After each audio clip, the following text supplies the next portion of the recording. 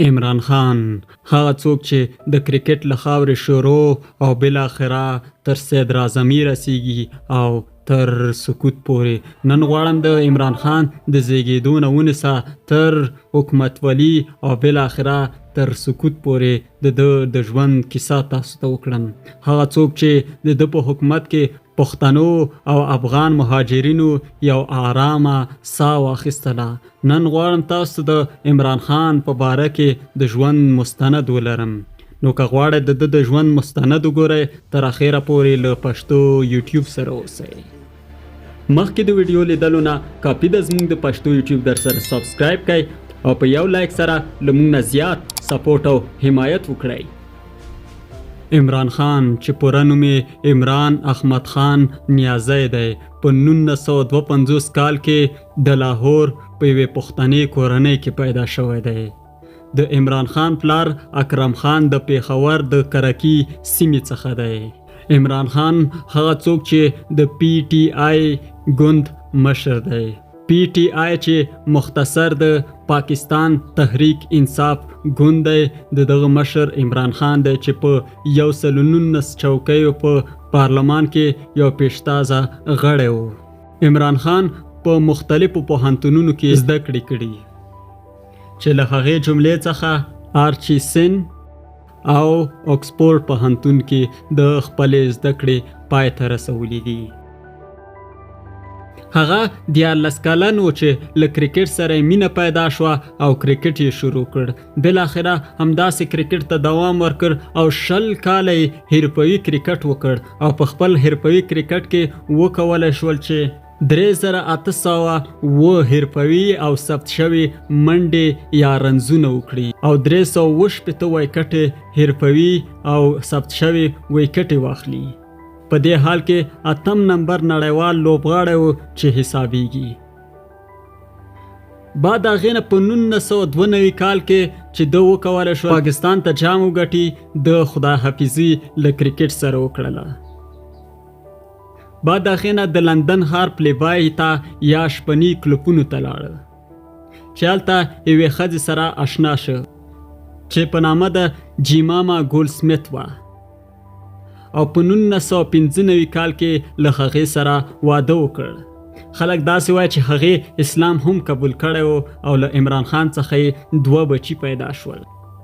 بعد 9 کالو وروسته په 2004 کال کې هغې څخه جدا کیږي.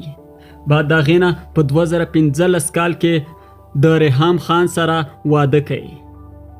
هغې سره چې کله واده وکړ هغه د بی بی سی یوه خبریاله وه او هغې سره چې کله واده وکړ دې واده د 9 میاشتو زیات دوام ونه مومه او سره جدا شول ځکه چې هغې غوښتل د عمران خان په ژوند کې بدلون راولي او عمران خان داسې یو څه نه غوښتل. بعد هغې نه په 2018 کال کې له بشرا مونیکا سره واده وکړ. هغه د یو کامیاب ودونو څخه او تر اوسه پورې له هغې سره ژوند کوي. هغه له دې سربیره څخه په 1991 کال کې د شوکت خانم په نامه یو خیریه بنسټ جوړ کړ چې د مور په نامه و او هغه خیریه بنسټ هم سرطاني ځینو ناروغیو په بش کې کار کاوه. بعد هغې نه په 1996 کال کې پی ټی آی ګوند جوړی چې خپل کرکټي شهرت نه ګټه اخلي او له 2 قوي او مخکښو ټیمونو څخه مخکې کیږي. بالاخره د پاکستان صدراعظم انتخاب کیږي او د یو شعار و چې د پاکستان نوین په نامه و او غوښتل پاکستان د مفسدینو څخه پاک کړي او فساد حد اقل ته راورسوي.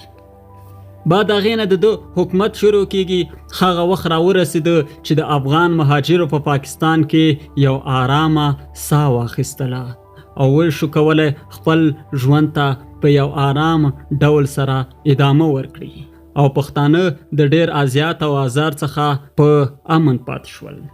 هغه په خپل حکومت کې له غټو کسانو سره ډېرې لیدنې وکړې له ډونالډ ټرمپ شروع تر اشرف غني پورې او 13 کال افغانستان ته راغلی و چې له اشرف غني سره خاص یو محاسبه وه. کله چې افغانستان ته راغی او ویل چې زه داسې حس کوم چې خپل مورني او پلارني ټاټوبي ته راغلی یم او ولسمشر اشرف غني ته یو بیټ ډالۍ کړ بعد هغې نه عمران خان پاکستان کې نور هم ډیر مختلف کارونه وکړل او د ده په لیډري او حکومت کې ځینې کارونه ډیر خراب شول. پاکستان اقتصاد ډیر خراب شو ځکه چې د نه غوښتل د امریکا غلامي وکړي او یو ورځ یې په څرګنده ویلې چې موږ د هیڅ چا غلامان نه یو او د دې له امله په پاکستان کې په دې خبره د لیډري څخه غورځول کیږي او اوس د بدترینو شرایطو سره مخ دی. د هغه وفا له دې څخه پاکستان سره معلومولی شو دی چې کله له چوکۍ لرې شه حتی اوس دومره پیسې نه لري چې یو ځای نه بل ځای ته د فلایټ پیسې جوړې کړي. دا یعنی وفاداری، دا یعنی ژوند، دا یعنی پاکستانی نوین. عمران خان ته د لا کامیابیو په هیله.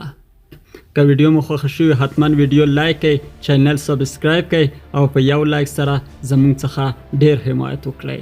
ښاد، بریالي، آرام اوسئ.